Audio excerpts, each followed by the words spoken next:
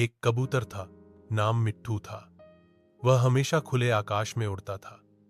एक दिन बारिश से बचने के लिए एक पेड़ पर बैठ गया।